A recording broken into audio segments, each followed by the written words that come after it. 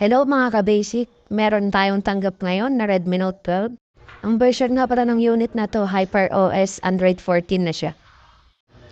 Dito sa part na to, sinaset up ko para ipakita sa inyo na may Google account pa rin yung unit kahit na-reset na. At hinahanap pa rin yung dating password o kaya yung nakasign in na Google account. So yun naman ang gagawin natin. Dahil hindi na rin alam yung Google account, kailangan na nating i-bypass. Ito ay pwede lang po sa mga sarili niyong unit. Hindi ko rin ini-encourage yung iba na ganito ang gawin sa mga napulot o mga naraw na cellphone. Ito ay for educational purposes only.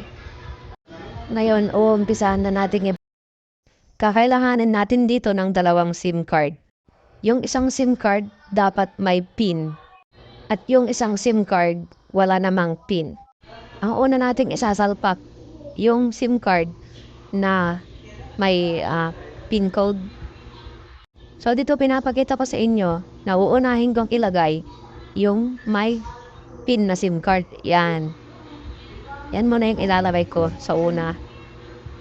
Pagkasalpak ko nga pala neto ay hindi pala gumagana yung o kaya hindi pala nadedetect yung SIM card sa SIM 1 sa pinakauna. So in-check ko ulit at dilipat ko na lang dun sa may SIM 2. Kung makikita nyo, hindi nag-react yung SIM card. So, hindi niya nabasa kasi may PIN yung SIM card na nilagay ko eh. So, ngayon, ililipat ko siya sa may pinaka-SIM 2. Yan. Panoorin nyo lang ng mic eh. Pagkasalpak ko ng ganyan, so maghihingi na siya ng PIN code. Click lang natin yung emergency. Yan. Pag andito na tayo sa may emergency, tanggalin lang natin yung SIM card na may PIN at i-dial natin itong number na to. Kahit anong number i-dial natin, okay lang yan. So pagkatanggal natin, isasalpak naman natin ngayon yung isang SIM card na walang PIN. Kakailanganin lang natin yung SIM card na walang PIN sa pangalawa kasi nga para makapag-send tayo ng messages mamaya. Dito na nga, yan. Call natin. Pagka nag-call tayo, lalabas yung ganyan and then iswipe lang natin yan hanggang lumabas yung sa may Google. Yan. Kusang lalabas yan. So, click lang natin yung kahit anong places dyan. Basta may share button yan o share. Tapos, pupunta tayo sa my messages.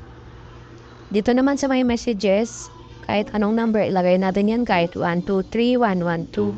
Basta makapag-send lang tayo ng message. Ito nga pala, iladial natin yung YouTube. Yan. Saka natin isa-send. Mag-fill yan kasi walang load. So, i-click lang natin yan. Allow lang natin. Sa may bell button naman, bell button, click natin yan. Tapos yung tatlong dot sa taas. Tapos, settings. Sa may settings, history and privacy naman tayo. Yan. So, andito na tayo sa my Chrome. Yung mga nauna kung bypass pala, halos parehas lang ng mga to. Pero magkakaiba lang ng mga pamamaraan kung bakit tayo makakapunta dun sa may Google mismo kasi nga magkakaiba yung Android version. FRP file nga pala yun, denial natin kung makikita niya. Tapos, verify lang natin.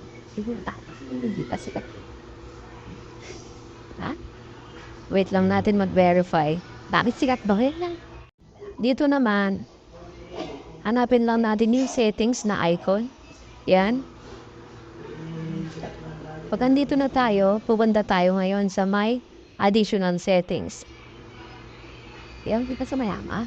Hanapin din natin yung second space. Yan. Turn on natin. Di pa nga, mayama. Wait lang, kasi medyo matagal. Mayama. Waiting lang yan. Hindi naman, continue lang natin. Using shortcut. Continue. Skip natin. So, andito na tayo sa menu. Kailangan lang nating i-restart. Wala mo na tayong gagalawin dyan. Kailangan lang nating i-restart yung unit. Press natin yung power. O, hindi pang gamitin yun. Kailangan lang natin i-restart. Yan. Ang important lang eh. So, wait lang natin. Sa una, medyo magkahang nga pala ito kasi medyo mataas yung version. Kung mapapansin nyo, nag-hang siya. Yan. Pero huwag kayong magkalala, okay yan. Magiging okay yan. Ako nga, medyo nagulat din ako nung unang binaypas ko kasi hindi ko siya mapindot eh.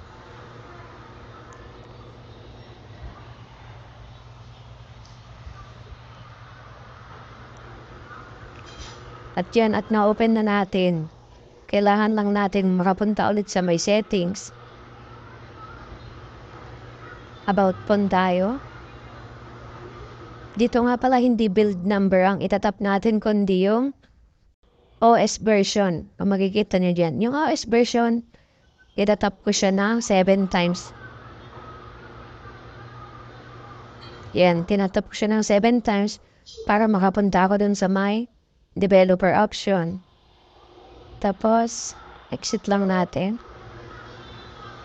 Pagka-open ng OEM,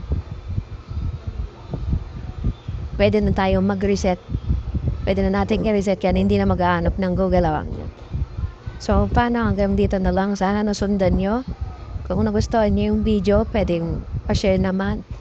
Comment na rin kung tala saan kayo. At i-comment nyo na rin kung ano yung gusto niyo mang gawin sa unit niyo para may idea ako sa susunod kong video. Salamat.